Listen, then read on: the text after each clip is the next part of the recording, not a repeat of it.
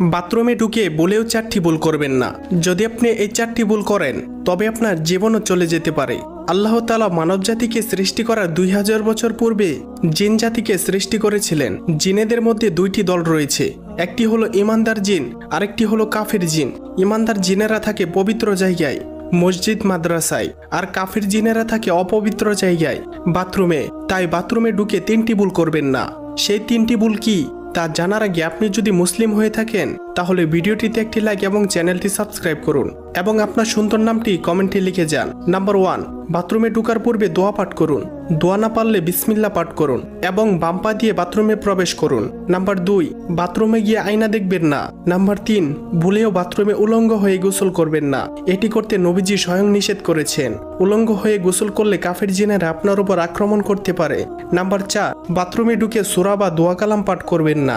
এটি একটি মারাত্মক গুনাহ।